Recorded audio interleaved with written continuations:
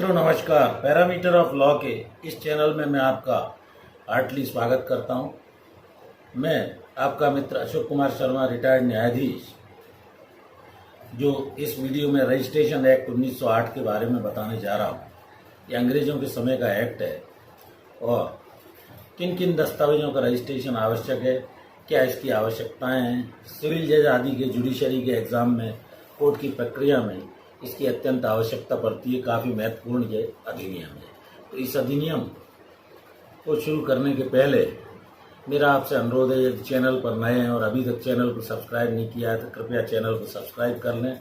यदि ये वीडियो अच्छा लगे तो शुरू से अंत तक इसको जरूर देखें और अपने मित्रों, दोस्तों, परिचितों को लाइक शेयर करें। इसमें सबसे महत्वपूर्ण प्रावधान ये है कि इंडियन जो रजिस्ट्रेशन एक्ट है ये 1908 का अधिनियम है। दूसरा, ये ट्रांसफर ऑफ प्रॉपर्टी एक्ट और स्टैंप एक्ट से भी संबंधित रखता है। इसमें ये अंग्रेजों के समय का अधिनियम है और 1 जनवरी 1909 को ये एनफोर्समेंट में आया था। ये एक्ट नंबर 1908 है और 16 इसका नंबर है। संपूर्ण भारतवर्ष पर ये लागू है। पहले केवल जम्मू कश्मीर राज्य को छोड़कर होता था, अब पूरे भारत पर इसके प्रावधान लागू है। धारा 2 कहती है कि इसके अंदर डेफिनेशंस दी गई हैं, परिभाषाएं, जो 10 परिभाषाएं, इनको भी आपको पढ़ना होगा। धारा 3 के अंतर्गत राज्य सरकार जो है रजिस्ट्रीकरण महानिरीक्षक की नियुक्ति कर सकती है और धारा 10 रजिस्ट्रार की अनुपस्थिति या पद की रिक्ति में महानिरीक्षक किसी भी व्यक्ति को नियुक्त करेगा। नियुक्ति के अभाव में जिला न्यायाधीश इसकी देखरेख होकर रजिस्ट्रार होगा। धारा 17 डॉक्यूमेंट्स और 18 दोनों इम्पोर्टेंट है कि दस्तावेजों का रजिस्ट्रीकरण कब अनिवार्य होगा। धारा 18 में किनका रजिस्ट्रीकरण वैकल्पिक होगा। जहां दस्तावेज की भाषा रजिस्ट्रीकृत या रजिस्ट्रीकर्ता ऑफिसर की समझ में नहीं आती तो वो इसे रजिस्ट्रेशन से इनकार कर सकता है। धारा 23 है, वो दस्तावेजों को 4 माह के अंदर वहां पंजीकरण दस्तावेजों के लिए प्रस्तुत करना होगा, पुनः उसका रजिस्ट्रेशन हो सकता है। 23 है पुनः रजिस्ट्रेशन के संबंध में कहती है, जिसमें भूमि और संबंधित दस्तावेजों का रजिस्ट्रेशन उप रजिस्ट्रार के यहाँ किया जाएगा। रजिस्ट्रार और उप रजिस्ट्रार के कार्यालय में जहाँ संपत्ति स्थित है उसके जुरिस्डिक्शन में इसका रजिस्ट्रेशन होगा।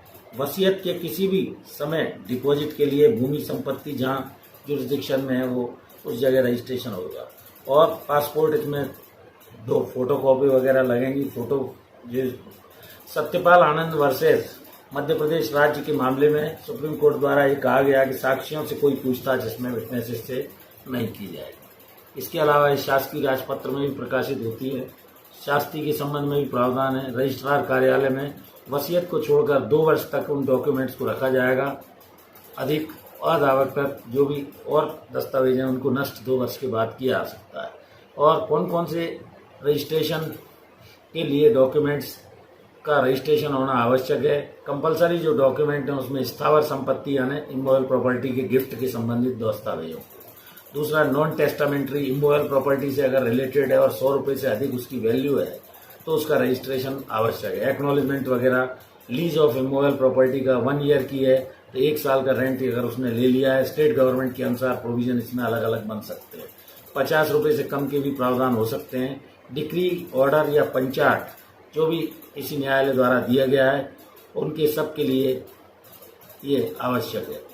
कंसिडरेशन के लिए कोई कॉन्ट्रैक्ट हुआ है ट्रांसफर ऑफ प्रॉपर्टी एक्ट की धारा 53A के अंतर्गत, और किन किन पर ये रजिस्ट्रेशन एक्ट एप्लीकेबल नहीं है। Not apply on following.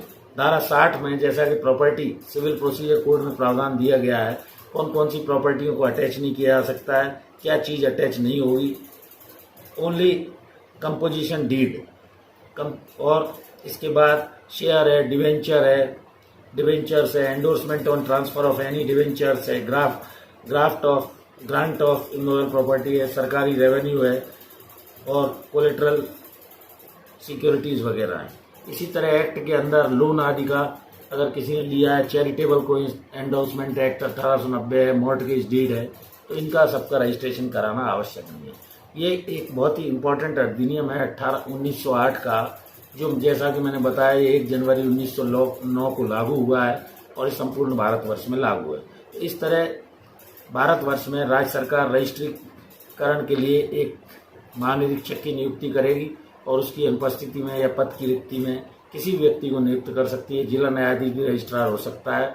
और मैंने धारा 17 और 18 ऐसे इंपॉर्टेंट प्रोविजन बताए जिसके अंतर्गत रजिस्ट्रेशन अनिवार्य है और जिसका रजिस्ट्रेशन वैकल्पिक अर्थात अल्टरनेटिव है, कराएं या ना कराएं तो चल सकता है। तो इस तरह मैंने रजिस्ट्रेशन एक्ट 1908 के महत्वपूर्ण प्रावधानों को इस वीडियो में बताने का प्रयास किया सरल भाषा में। मैं आशा करता हूँ मेरा ये वीडियो अच्छा लगा होगा। यदि वीडियो की भाषा सरल आपको समझ में आई हो तो इसे लाइक शेयर करें। वीडियो देखने के लिए धन्यवाद। इस वीडियो में यहीं तक, कल फिर मिलते हैं नए वीडियो के साथ। Thank you for watching this video. नमस्कार।